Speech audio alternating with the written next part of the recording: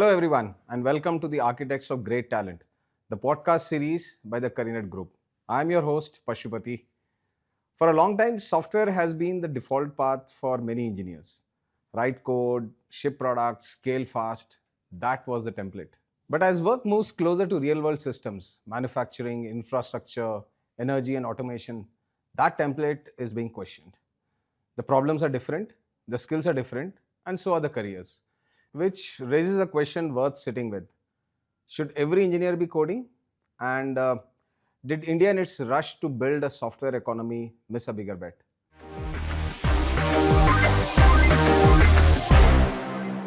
Our guest today has been building some great things in core engineering right here in Bangalore. Pravin Kumar is currently heading the India Operations Center for ABB's automation business area.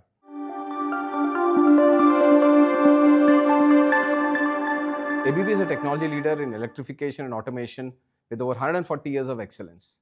In his 25 plus years, Praveen has built global teams, scaled operations.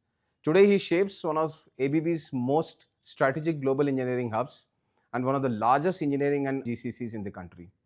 His story reflects not just career growth, but a deep passion for building talent, enabling technology, and nurturing future ready engineering teams. Welcome, Praveen, to Careernet and the podcast series. It's great to have you here today.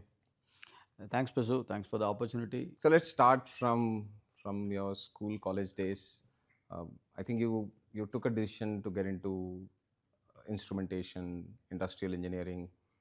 So walk us through what really was happening at that time, because I believe this is the mid '90s era, where a lot of students were advised to pick up computer science, electrical, and all of that. So you decided to go to BITS Pilani, you decided to do this branch. So what was really happening at that point of time? Yeah, primarily if you look at it, when I started, I was coming from a small town in Tamil Nadu, so not enough career advice, I would say. But then I had some people to look up for who took up engineering in their career, and then they were looking at core engineering.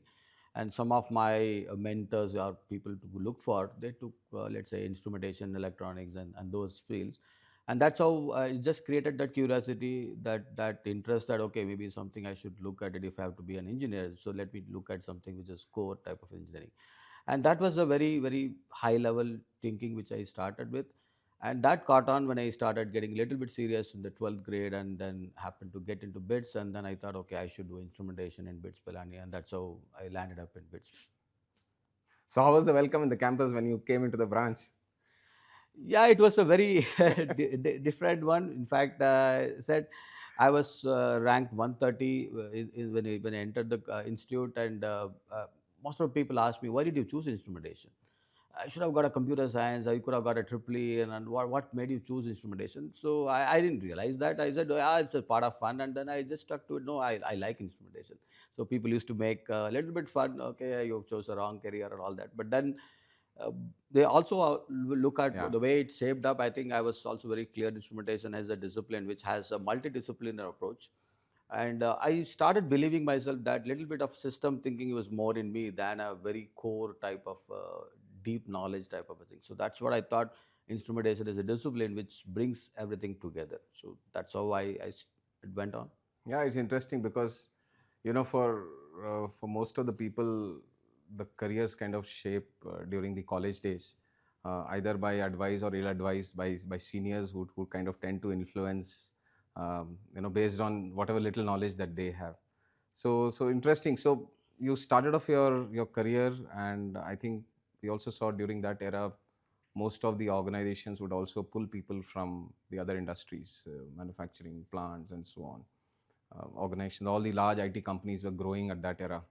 So what really made you stick onto the field? Because I'm sure there were enough opportunities, and there were more opportunities. I mean, also Y2K was happening. There were opportunities for people to go abroad. So what was really happening at that point of time? So if I have to look at that journey, I think the critical decisions which I was taking during the final year of the campus is, of course, the campuses had a lot of IT companies and core hardware companies as well. But then I was very conscious of choosing an industrial company, and then I wanted to choose that. And that was the time I was a bit more clear what I want to do in the career.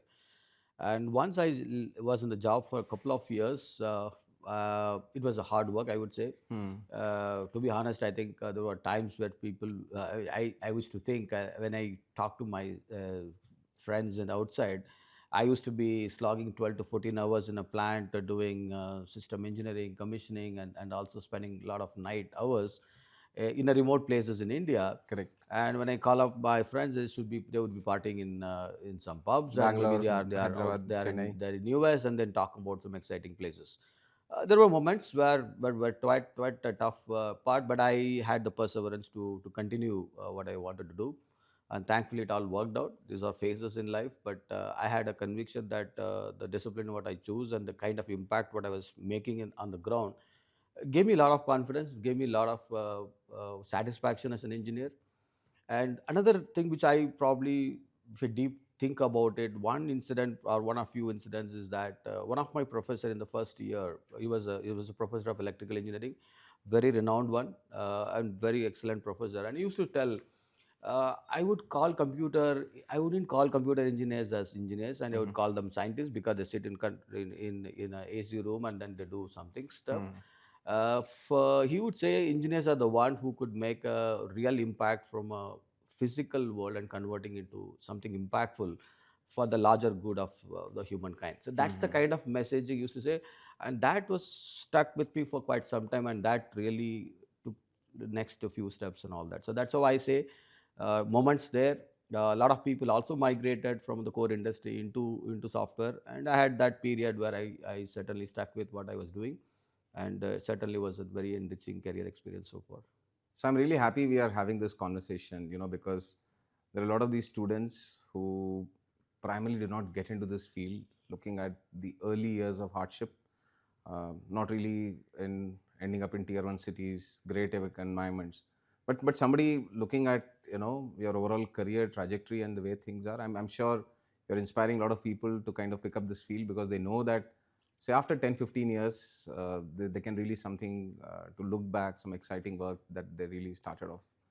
Moving on, from a college standpoint, as India we produce roughly around 10 to 12 lakh engineers per year. There's always this conversation about talent gap of what is really taught and what really the industry needs. There's a lot of spoken, of course, in the tech space. How do you see it in your world, especially when you are hiring for ABB, when you go to these colleges?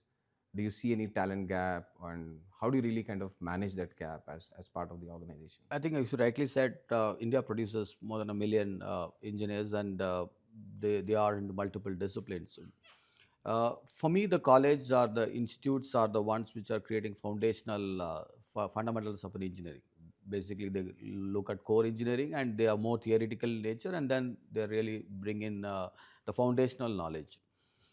What gets built further is about how the industry is shaping up the early career for the students when they become employees, and then how we take this forward.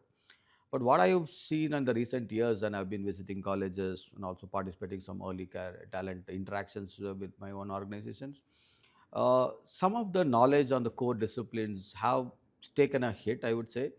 Uh, Partly because of the interest levels, I would say, because our students get little bit distracted. Am I Correct. in the right place? Should I do this? Should I not do this? That kind of distraction is there. Second, I think the depth in the fundamentals, people feel it's not so essential, and Hmm. there is a misleading concept that somehow these are just textbook stuff. They're not applicable when you go out and take a job, and well, but partly they are not true actually. So I would say that has taken a slight beating, but thankfully I've also seen in the last few years the interest in the core discipline is also come back, Hmm. Hmm. and more realization that this is where the industry and the job market is going to traverse, and the core fundamental knowledge either in the disciplines about electrical or mechanical or civil is going to be the kind of skills of the future, and that is something a good sign for our type of industry. Now, having said that, with the environment what we work in and the kind of hiring what we do from an early talent, we have a very structured program. Hmm. We have a early career development program where we embed people into job in a very smooth way so that they don't feel left out from a college to a campus transition what we do. Then we have a competency development programs for 5 to 6 months, really getting into the on the job type of training and then get them up to speed about what their future will be. We spend a lot of time on the soft skills part of it because all our jobs in a global setup is all about interacting with people, Correct. understanding each other, collaborating as a team, and then getting the best results as a team. Mhm. This is something we put a lot of emphasis on soft skills, and that's something we spend a lot of time as well. In essence, I would say the gaps certainly do exist, but there is a lot of work. Industry can work very closely with the institutes and bridge the gap as we go along. And we have been, as an ABB, partnering with some universities, helping them in their curriculums, helping them in also the early talent type of interactions to make the students understand what this discipline can bring in, what the industry can look at, and that provide some inspiration for the students to take up those type of core areas. So that's really interesting to note, Praveen. In fact, as we were talking earlier as well, I mean, internships provide a real good bridge for the students, getting to understand the organization, getting to understand the industry, and also helps the organization to kind of really, bridge that gap. So, moving on, if you could talk to us about some of the interesting things. So, what does ABB India Center do, contributing to a lot of the global R&D activities? So that would really be very helpful for us. Yeah, just to put in context, what is ABB in India? ABB has been in India for 75 years. Wow. Okay. So it's quite deeply entrenched into the India growth story, if you may look at it. The center called ABB Innovation Center, AIC, which is what I'm part of, we do R&D, Mhm. engineering, and digital development basically from that center. And my group is about engineering center. We are roughly around 1,600 engineers, Okay. and we provide global engineering services related to automation business area. So that's the context what which we work. The way what we do is primarily to look at core industrial plant automation activities. To give an example, little bit to get you context, a few years back, we did a project in Saudi Arabia called Sadara, which is a 20 billion infrastructure project, world's largest single location integrated chemical complex. It has 18 complex processing plants, and the whole automation, engineering, and till delivery was part of ABB. And as my center was one of the key partner into this particular project. In the project, the scale was at any point in time during the design phase, we were more than 100 plus engineers of automation engineers working this project with multiple locations globally with global customers. At the peak of the project, we had more than 170 plus engineers really in one particular project. And at the site and in Saudi, our team has been there till the phase of the commissioning. So that's kind of a massive infrastructure project. Just to give an example, the many of the examples what we do, and we work across the geographies, we work across the regions, we work in Europe, we work projects in Asia, we work in Middle East, we work in Americas, projects all across. The key area what we focus is little bit about standardized way of engineering, Okay. because repeated way of how you smartly you do it, standardize it and apply innovation so that you are able to do productively for our customers or for our stakeholders. The other area we focus is about innovation in engineering. Mhm. That means how do we get ahead of engineering part of it? How do I serve my customers in a better way from what I have served few years back? And we have been forefront into engineering, applying technologies in engineering. Some examples like the cloud in engineering is a concept which we conceptualized and delivered from out of India. We developed a lot of algorithms for process optimization, plant optimization. So those are examples what we do. And the last but the part is that we provide people who could also be traveling across the world, provide services at the plant which will help them to get their plants up and running and also optimize and run the plant efficiently. These are predominantly the activities what we do, and we are predominantly automation group. But then the kind of skills what we hire is about automation, which includes electrical, electronics. Then we support on supply chain management of our large projects, and those are the areas what we deal with, and that's the kind of services what we do in India. So is it fair to assume that from a diversity of roles as well, there could be people who kind of get into core engineering? and then could also diversify into other roles, because you mentioned supply chain and other, when you get to real customer scenarios. I'm sure at some point of time this automation engineer is even probably selling some of these solutions or doing solutioning with the customers. So there's a wide variety of roles and where people could kind of grow in rather than just doing core engineering work. Yeah, absolutely. I think when we started our center 20 years back, so we've been in this journey for last 20 years. Of course, we started with the core engineering areas. That's how our learning curve has been. We were learning over the years. And today, if you look at it, our gamut of services is across the spectrum, as you rightly said.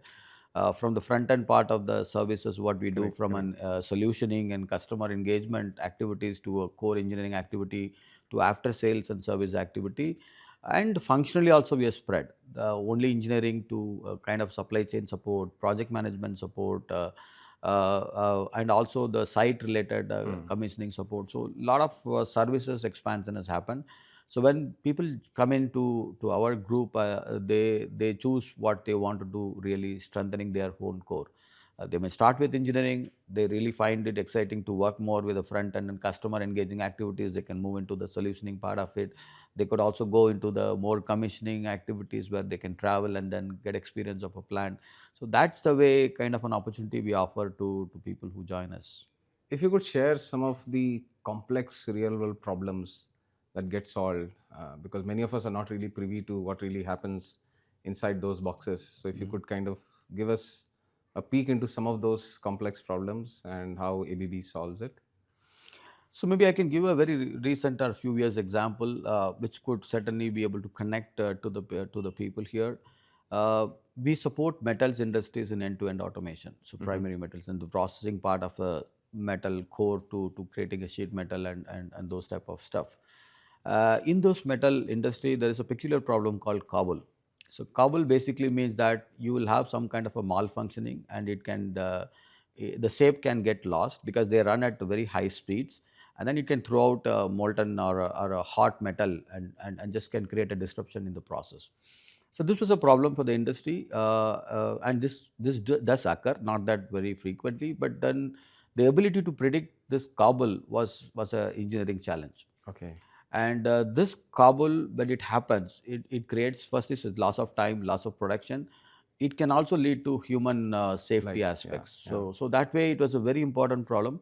So a few of our engineers who are working in the domain, they spend a lot of time working with the customers to get into data analytical part of it, and then create an algorithm to predict the cobble much ahead the cobble could occur, and alert the operator so that the corrective action can be taken. So such an example gives you that kind of complexity, because it's just multiple type of data. There's a lot of science, physics, and domain knowledge involved to solve such a kind of real world problems. Of late, there has been this entire hype around AI, conversations about AI taking away entry level jobs, AI taking away jobs in general.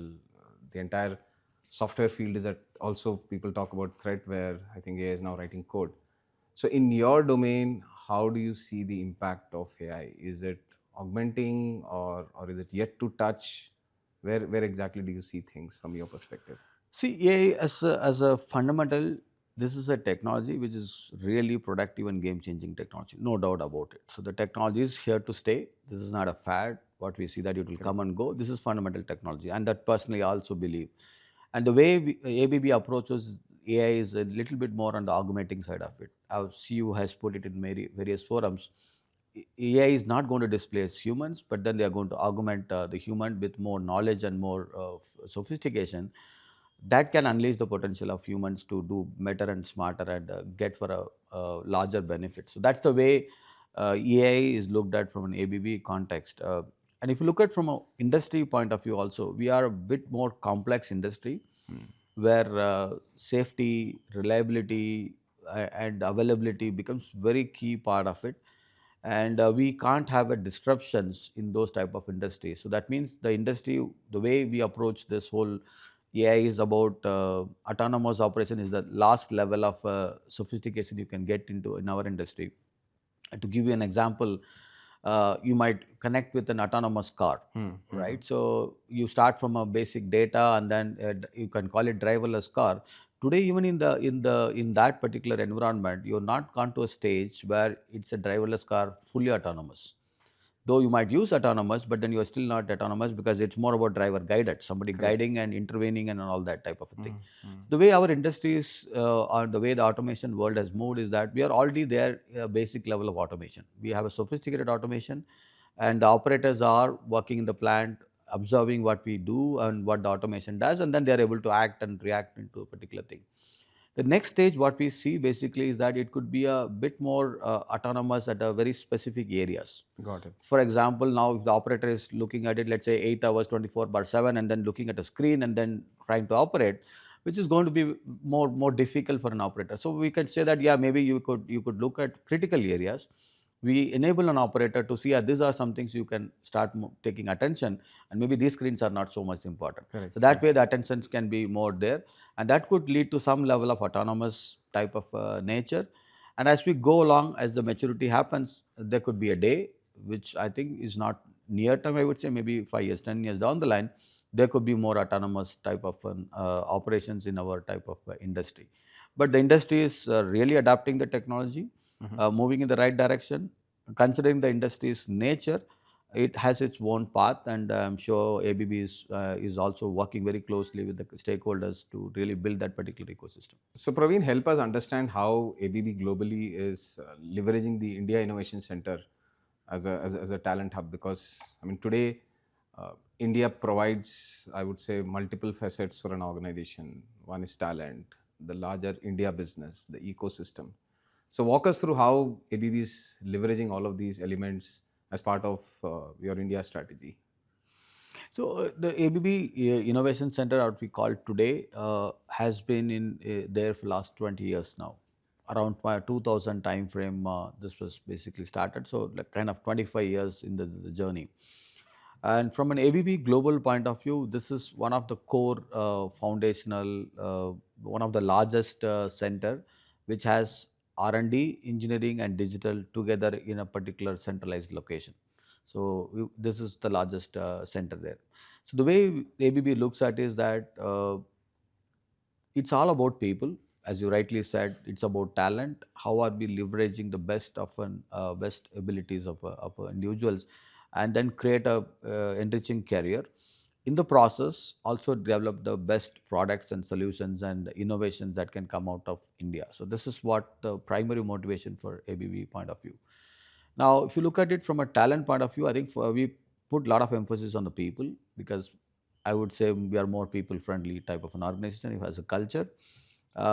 We focus a lot of on learning and development. We create a lot of flexibility for the individuals, and that basically gives the best out of the individuals. And let's say, for example, when people join also from external, from a lateral career point of view, you would find a very enriching place in ABB. That means a lot of learning, a lot of hand-holding in the initial phases, and then an enriching career, and then people choose what they want to do in their part of a career journey. Just to give a stat, uh, more than 20% of our people have stayed with us more than 10 years kind of a thing. So that means it's not a stop by place type of a thing. We build careers, and we build long enriching career type of a thing. There are many leaders like me who spend quite number of years in the organization, and that's the way we see this organization.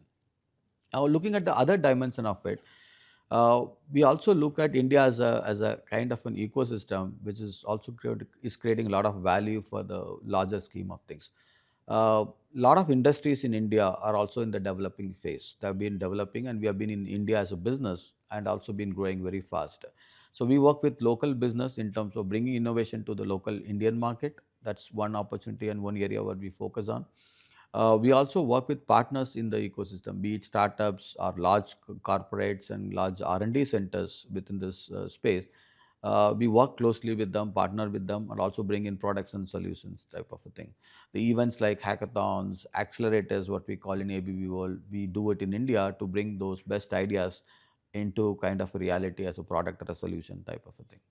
In fact, I was going through some of the LinkedIn profiles of the leaders at ABB. They've spent a considerable amount of time at ABB, which generally is not really a norm if you see from other industries where people spend shorter duration.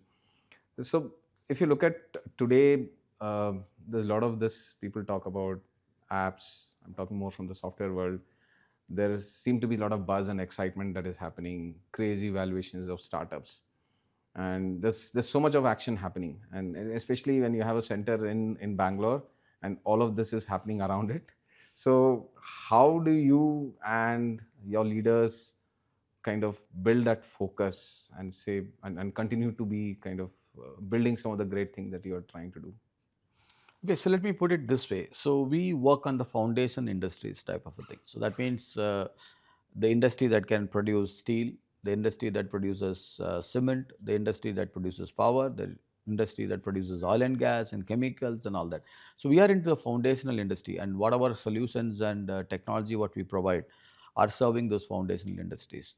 Now, the new age industries as a technology which is more on top of the foundational industries. Now you could say a cool app which is getting me productivity, which is making me helping me make a cool choices. But you imagine a situation that this whole app is running in a data center, Mm-hmm. and data center is running on a power, and that is the source of what everything is, right? So imagine a situation if the power is not there and a data center fails, your app is not going to work. So today I think there is a lot of realization also in the real world that there are foundation industries which has to be strengthened for the new age industries and the technologies to enable and make our life easier and better and smarter type of a thing. And that's the way we see it. So the industries what we work are more foundational in nature. And also to put another context and why, I mean, in the initial question you asked why I stuck with this industry for quite some time is basically the impact what we make to the real life of the people is something you can't count in dollars Absolutely and correct. numbers Mm, basically, right? mm. So, for example, we make a desalination plant, which is life for a country Correct. which is not having a natural source of water. So, we do automation and electrification on desalination plant. We do power generation for the country, which is the foundation for other industry to look at it. So that basically gives us that kind of motivation that we are making a real impact on a core industry, and that industry's growth and survival and betterment of that industry will take the next other industries forward. Yeah, actually, what you say is in a way true because now you see all of a sudden there's a lot of focus on energy, sustainability. How do we kind of really can manage power, cooling, and all of those elements that go into some of these data centers and otherwise. So, coming to the last bit of our conversation, as you know, one of the most I would say tense moments for parents and children when they are in the class 12th, wanting to decide from a career standpoint either engineering, non-engineering, which streams to really pursue. What would the advice that you'd want to give people in terms of making some of these choices and also building, a long, fulfilling career?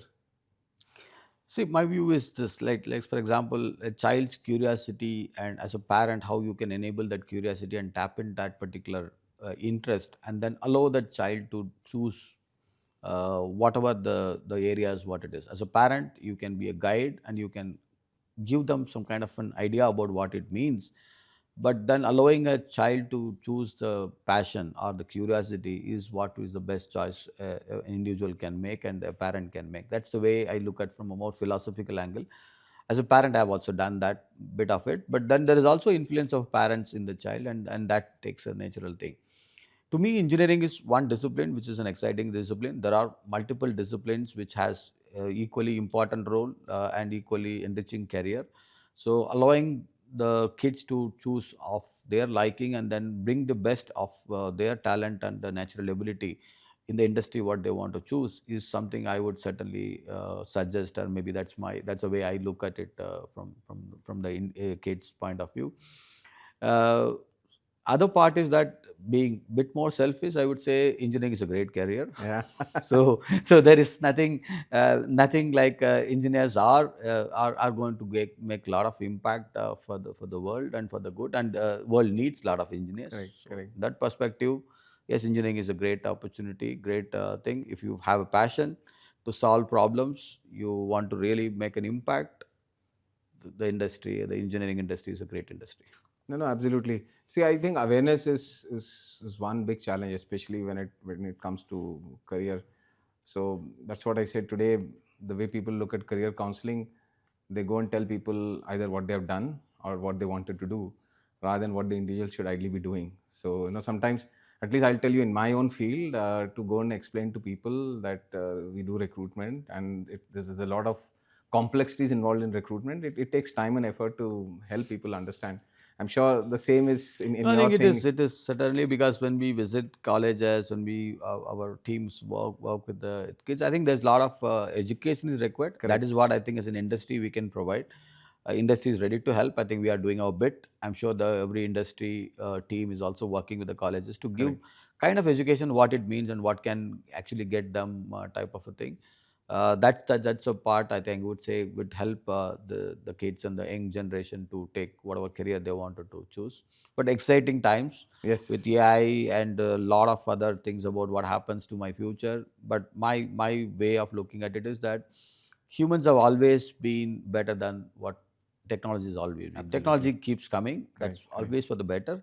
But the humans have evolved, and I'm sure this phase is also that we will have a lot of changes in the way we do jobs, but the evolution of humans will happen. So that's the way I look at it very positively. I'm an optimist, and I always be optimistic about it. We have to be. So thanks, Praveen. Thanks for your time and a great conversation. I'm sure people hearing to this conversation will really benefit. I would say not just youngsters, but even people laterally who are trying to kind of continue to pursue this particular field. Thanks again for your time and a great conversation. Thanks, Pashupati, for the opportunity. Hope I'm able to share my perspective to the audience, and that is useful. At ABB, we run what runs the world. To everyone listening, if you're at a point where you're rethinking what an engineering career can look like, I hope this gave you something to really think about. We'll be back soon with more conversations on how talent is evolving and how we are working behind the scenes to make that happen. Thanks for tuning in to the Architects of Great Talent by the Careernet Group.